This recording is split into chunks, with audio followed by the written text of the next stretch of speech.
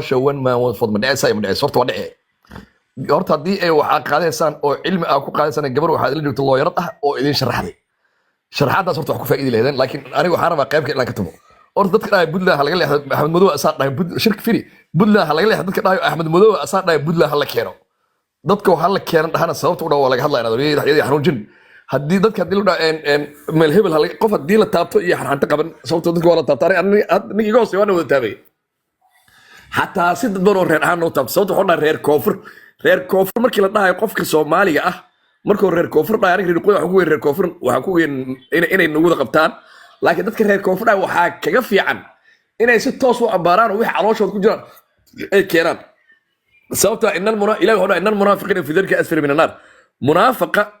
waxbuu qarqariyaa bugta waxbuu iska daba walaaqa bugta laakiin anaga si direct u dhahnaa gabadha si taariikh waxay ugu tiri dawladnimada Soomaaliya waxay diidan Puntland annaga hadda idin dhehen taageerada Saciid Cabdullaahi Dani iyo taageerada Maxamed Cabdullaahi Farmaajo maadaama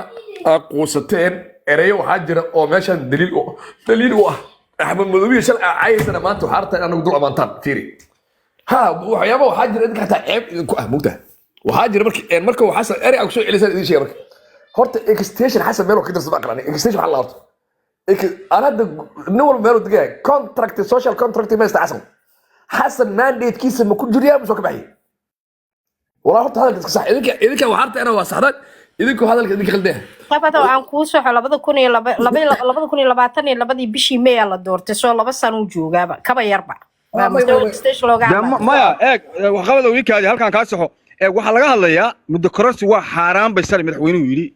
يحلف ديسو مدحوينه وحنا قلنا إنه معمول قبل درا مستدرا قار كودو كورية هل سنة ما أنت وحولي هل سنة كلا قاطع كو waa ku soo wadaa waxa marka hore horta sharci darra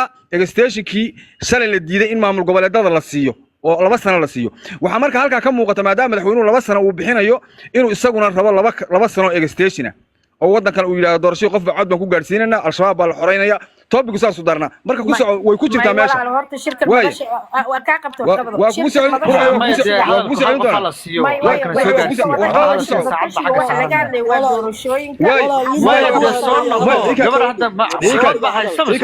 waxqabad baa dooda iskale hadalka waxqabad baa wata u daaya waxqabad baa wata idaay erqoxoray uu kala soo horta mid idin sheegay marka waxa way waxa isku qaldeed horta fiiro hatta in wax ma dhageysataan wasiirka arrimaha gudaha inta soo baxay oo dhan wadankan madaxweynayaal ma ka jiri doonaan hal madaxweynaha ka jiro dadkan hadda maanta aawad wadaan wax ay dhibsaayaan oo hortooda laga waxtaa governayaal laga dhigay ama aamin ama aamin belief idinka inta laakiin governor laga dhigay governor markii meel loo magacaabay madaxweynaha waan u kordhi karaa waan ka dhimi karaa taas yeewlodi ku heen annaga waxaan ka hadlaynaa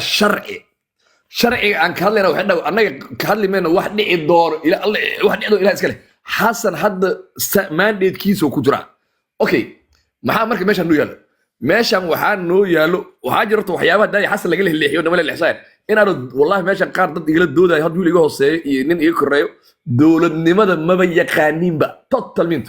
war qofka bini aadanka ah markuu madax xisbi markuu wadka jiro ama madax group oo ku jiro groupkaas mandate kooda waxay qaataan ayaga iska leh deen afinta xasana iska leh nafar la sheegay ma jiro oo qabateenta hubka xasana iska leh nafar la sheegay ma jiro sabab sababaha war dokumentiga gali maanta xasan markii wax laga wareejiyay hadda example